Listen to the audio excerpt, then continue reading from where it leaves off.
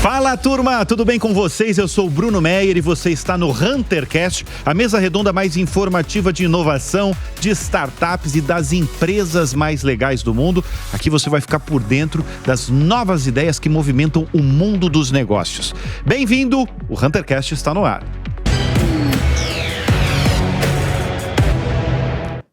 Só se fala em inteligência artificial e só se fala nas mudanças que ocorrem nas gigantes da tecnologia. Estou falando de Amazon, de Apple, da Alphabet, a dona do Google, da Meta, dona do Face e do Instagram, da Microsoft, que se depararam com uma realidade bem diferente em 2022. E quem vai me ajudar a decifrar todas essas empresas é o Júnior Bornelli, que é fundador da plataforma Startse, que é uma escola de negócios, né?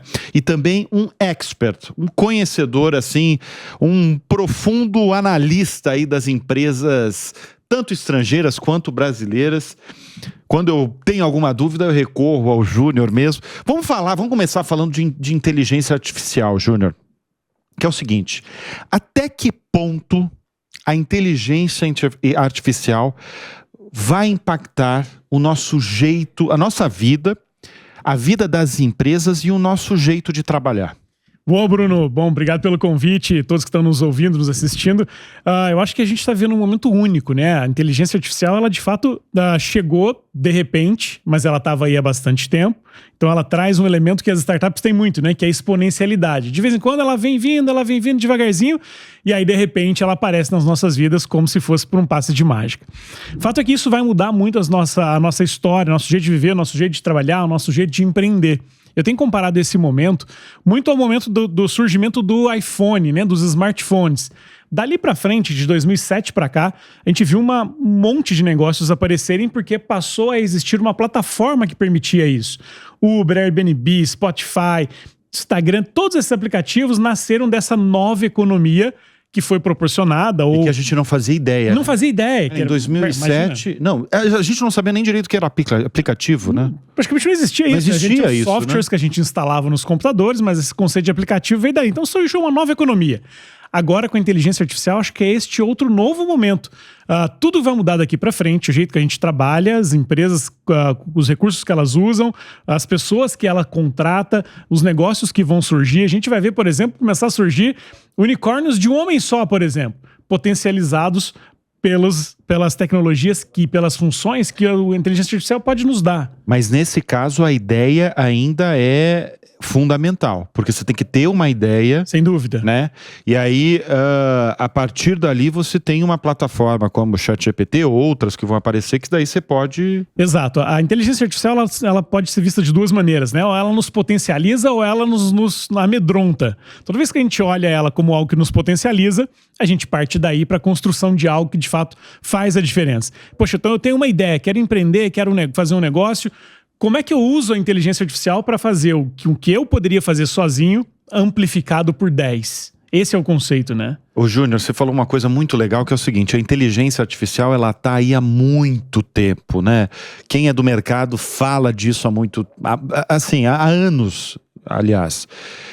Só que ela virou de muito recente, de um mês para cá, de 2 meses para cá, conversa de boteco, assim, conversa de rua, e eu acho que muito por conta desse investimento de 10 bilhões de dólares que a Microsoft fez na OpenAI, o laboratório que está por trás do ChatGPT.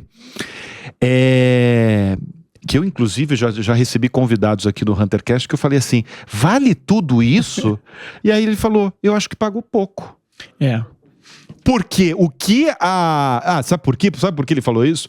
Porque ele falou o seguinte: porque, de repente, a Microsoft pode engolir o Google. Exatamente. Você acredita nisso?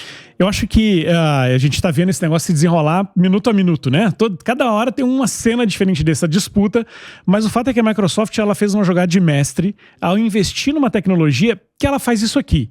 Ela nos permite conversar com a tecnologia. O Google era diferente. Eu fazia uma pesquisa, ele me dava 10 links e eu escolhia qual link eu clicava, como é que eu ia descobrir a resposta. Até hoje, né? Qualquer assim. Dúvida, vai lá, qual é o tempo hoje? Daí vai aparecer... Exatamente. O que o ChatGPT faz, o que a OpenAI, a inteligência artificial faz? eu faço uma pergunta, como se eu estivesse conversando com você. Bruno, qual é o melhor jeito de apresentar um podcast? Ele não vai me trazer uma lista de 10 links. Ele vai me trazer a resposta, a postura que eu devo ter, os argumentos que eu devo falar. Então ele vai me ensinar, ele vai me trazer a melhor possibilidade possível para aquela pergunta. Mas ele chega a ser mais eficiente do que o Google? Ele é mais eficiente. Pelo que você está me falando, sim. Ele é mais eficiente porque ele já te traz a resposta pronta. Ele não te obriga ainda a pesquisar um pouco mais. Ah, entendi. Então ele te traz aquele contexto. Deixa eu dar os devidos créditos, né? Quem falou sobre isso foi o Leonardo Santos, que é fundador e CEO da Semantics, que é uma empresa brasileira de inteligência artificial. E ele me falou isso. Eu acho, assim, que foi um golaço ali da Microsoft de comprar... o ChatGPT. E aí eu quero levantar uma... E aí, como você fala, né? Esse ambiente muda a cada minuto. Porque logo que a Microsoft colocou 10 bilhões de dólares no ChatGPT, de repente o Google entra em ação e entrou, eu achei, de uma maneira veloz ali, né? Quando a gente olha assim o Google, ele já está falando de tecnologia de inteligência artificial há muito tempo. Há muito tempo, Ele já usa a inteligência artificial no seu mecanismo de busca. Agora, a diferença é que o negócio se tornou popular. A inteligência artificial já está na Netflix, já está no Spotify, já está em tudo o que a gente usa aqui, no Waze, que nos leva para casa. Já tem inteligência artificial em tudo isso. A questão toda é a Microsoft com a OpenAI conseguiu tornar isso popular. As pessoas estão entrando lá para dizer assim: organize a minha rotina do dia, me dê sugestões de dieta, escreva um e-mail de boas-vindas, me mostre como postar um artigo no LinkedIn e ainda me dê as hashtags mais usadas no momento. Então é muito diferente a maneira como a resposta vem a partir das perguntas que eu faço. E com isso a Microsoft ganha um terreno enorme em cima do Google, porque o Google pegou essa tecnologia que ele já tinha, tentou fazer frente à Microsoft e o primeiro experimento não foi legal. As ações do Google caíram 100 bilhões de dólares. Isso em um dia. Em um dia, quando o experimento não funcionou. Então a gente imaginava que o Google estava muito à frente. E aí é uma coisa interessante, Bruno. Se a gente tivesse tendo essa conversa em outubro, a gente estaria dizendo assim: cara, o Google é incrível, né? Olha que incrível que é o Google, a melhor ferramenta. Agora a gente, depois do ChatGPT, o jeito que a gente olha, a gente fala: o Google nem é tão bom assim. Nem é tão legal Exatamente. assim. Cara, isso é maluco dessas gigantes de tecnologia, né? Porque uma hora ela tá de um jeito, a outra hora. Quem você acha que vai vencer essa batalha pela inteligência artificial? Microsoft, Amazon, Google, quem você acha? Eu fiz essa pergunta pro ChatGPT semana passada. E aí, o que deu? E aí ele respondeu. Qual foi a resposta? A resposta foi um pouco evasiva. Olha, muitas empresas elas estão disputando este mercado. Google e Microsoft são os maiores expoentes, mas a gente não pode descartar a Apple, que investiu em muitas empresas de inteligência artificial nos últimos anos, a Tesla, que usa muito inteligência artificial nos seus carros autônomos, por exemplo.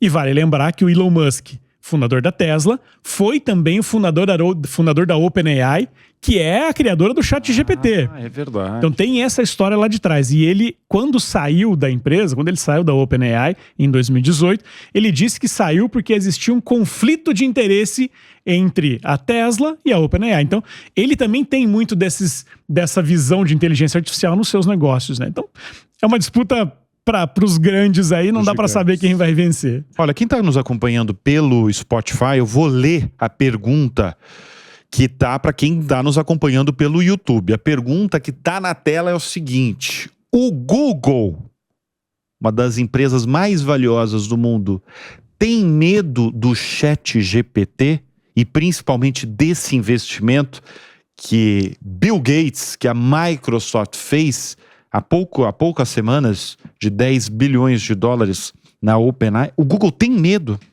Olha, eu acho que o sinal de que o Google está muito preocupado, que alguém apertou o botãozinho vermelho de alerta lá, é que os fundadores do Google foram chamados de volta.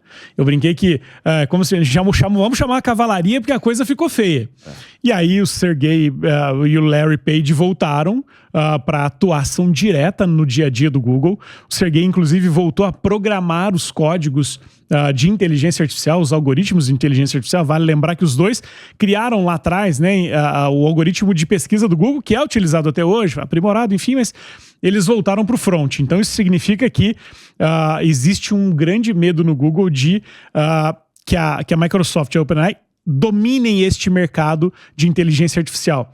A grande questão agora, um dos grandes pontos é: será que vai haver um único dono deste mercado de inteligência artificial? Existia um único dono do mercado de sistemas operacionais. O Windows dominou tudo. A Microsoft ganhou lá atrás. O Android nos smartphones hoje tem 85% do mercado, dominou tudo. O Google com buscas dominou tudo. 85% das pesquisas no mundo hoje são feitas através do Google. Será que a inteligência artificial, quem chegar primeiro, domina tudo? Esse é o medo do Google, e a Microsoft, neste momento, está alguns passos à frente. Tá uns passos à frente, exatamente. Porque, então, na verdade, por esse raciocínio, a Microsoft vai estar lá na frente. Mas a questão é que todas as gigantes estão, né?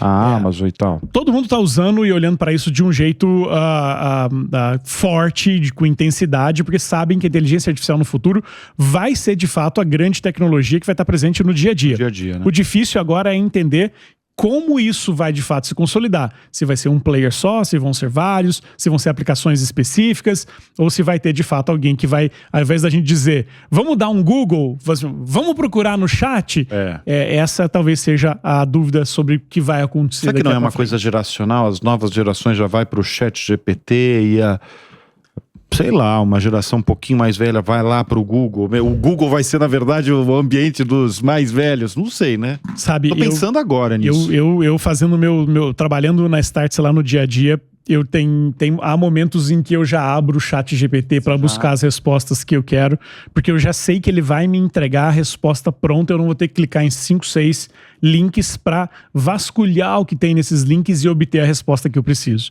Então isso para mim já é uma mudança importante de costume, de prática, de ação no dia a dia, né?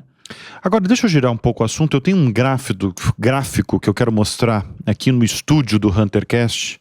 Tá aqui, ó, para quem tá nos acompanhando pelo YouTube, né? Quem tá no Spotify, eu vou falar aqui, que é basicamente o desempenho das gigantes de tecnologia, a Amazon, Meta, Alphabet, Microsoft e Apple. As Big Techs perdem juntas mais de 3 trilhões e 900 bilhões de dólares em 2022. O que mais chama atenção nesse gráfico? Bom, o Google caiu muito, né? Caiu... Sim. Não, na verdade, não, eu tô vendo um monte, na verdade.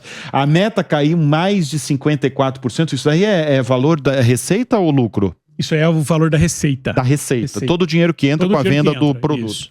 Então a Meta foi que mais caiu, 54%. A Amazon caiu em seguida com 49,8%. Depois vem a dona do Google, 39,7%. Depois Apple e depois Microsoft. A gente no Business, aqui o programa de negócios da Jovem Pan, inclusive você já foi presença, já explicou, já falou assim, esse ambiente das gigantes de tecnologia, né? Porque teve pandemia, isso ajudou todas as gigantes de tecnologia, a Amazon, as pessoas ficaram trancafiadas em casa, compravam online, acessavam mais redes sociais. Então, agora é um momento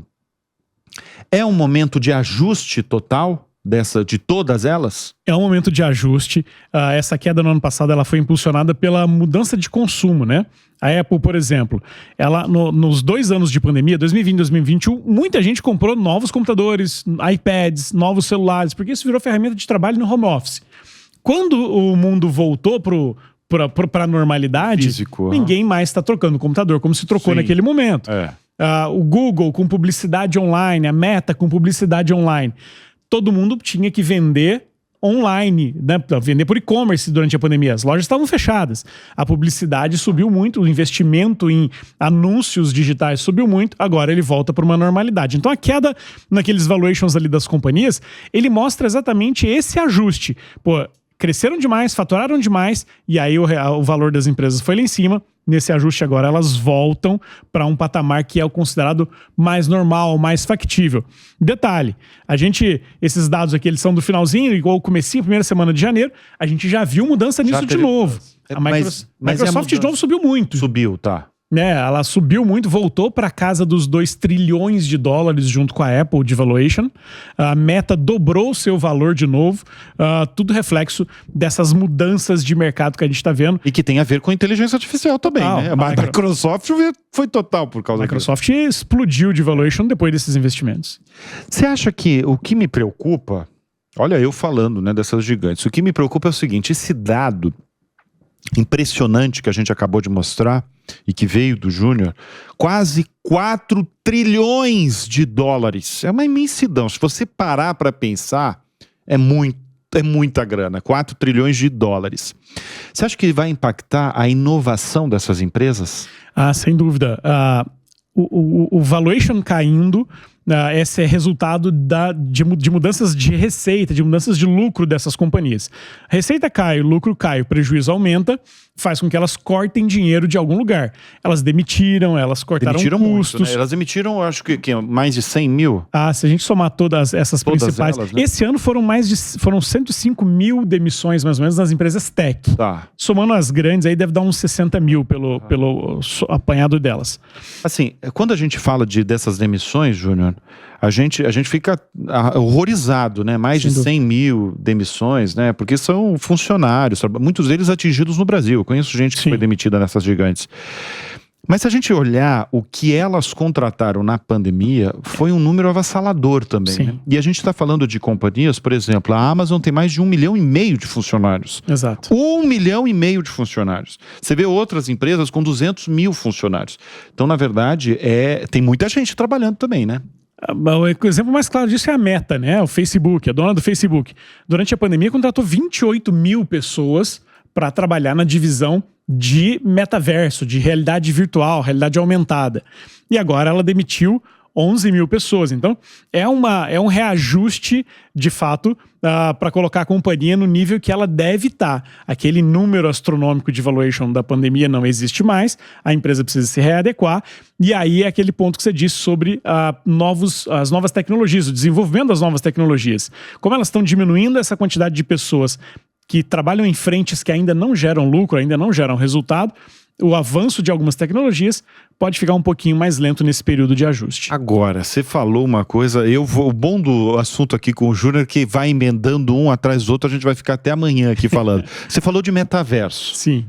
Em que pé tá esse metaverso, essa obsessão de Mark Zuckerberg? Vai para frente, não vai? Será que o ChatGPT, a inteligência artificial, de certa forma, não matou o metaverso?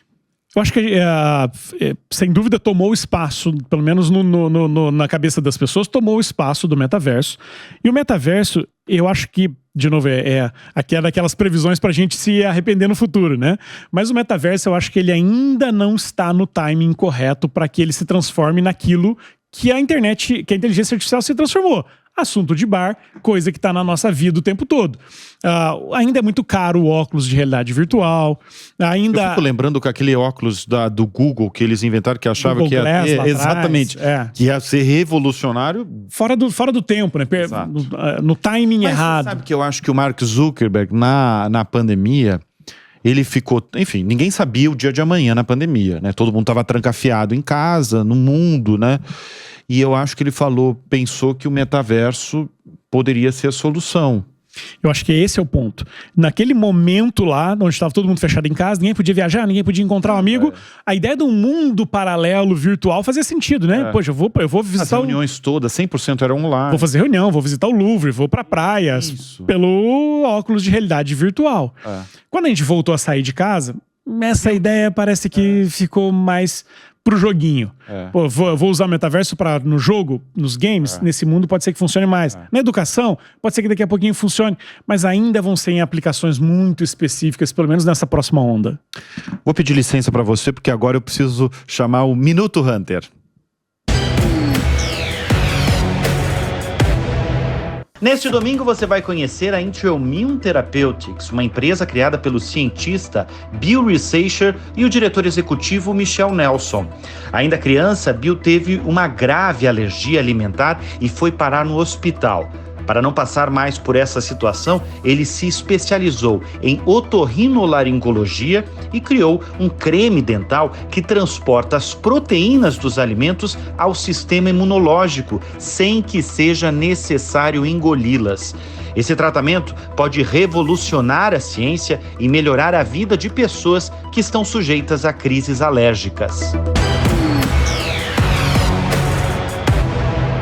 E o grande lance do Unicorn Hunters é que você pode participar investindo com as próprias Unicorns, que é a criptomoeda do Unicorn Hunters. O programa se consolidou justamente por conectar investidores a empreendedores de todo o mundo. E de que forma você pode participar e envolvendo as unicorns? Basta se cadastrar para ganhar as primeiras unicorns utilizando o código promocional PANSEMFREE. O QR Code está aqui na tela, é bem fácil, mas eu já aviso que essas 100 disponíveis são limitadas.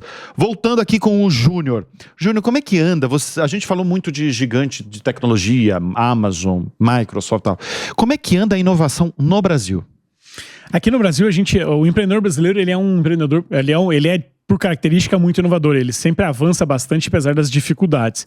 A gente está vendo aqui muitos empreendedores se aproveitando completamente dessa onda da inteligência artificial. Cada dia aparece uma startup usando uma ferramenta diferente, usando uma aplicação objetiva, prática para o nosso dia a dia. Então, tem gente colocando o ChatGPT no WhatsApp, tem gente colocando o ChatGPT para responder perguntas por telefone. Essa me pegou de surpresa, converte a voz em texto e aí o ChatGPT responde, converte de novo, você escuta pelo telefone. Então, o brasileiro ele é sempre muito inovador e aqui aparecem coisas muito bacanas. Nos últimos 4 anos, a gente se consolidou como um grande berço de unicórnios, para aproveitar aqui o ensejo do nosso podcast, e isso colocou o Brasil numa rota mundial de inovação. Tem muito dinheiro entrando aqui no país, as grandes empresas olham para cá como grande celeiro também de inovação, então os nossos empreendedores são muito bons, as coisas aqui estão evoluindo muito e a gente tem que ficar de olho no que está acontecendo aqui, principalmente agora nessa onda de inteligência artificial, que tem muita gente se aproveitando disso. Muito bem. Olha, é sempre muito bom recebê-lo aqui, Júnior, porque eu tenho que acabar porque eu tenho um limite aqui no podcast também, senão eu ficaria mais falando de várias empresas, uma por uma, mas você sabe que você está sempre convidado aqui. Nós recebemos o Júnior Bornelli, que é fundador da plataforma Startse, que na verdade é uma escola grande aí de negócios, né? Exatamente. Aqui no Brasil. Obrigado, Júnior. Agradeço, Bruno. Valeu, pessoal. Obrigado. E com isso eu encerro o Hunter Guest dessa semana. Obrigado sempre pela sua audiência. A gente volta na semana que vem. Até lá. Tchau, tchau.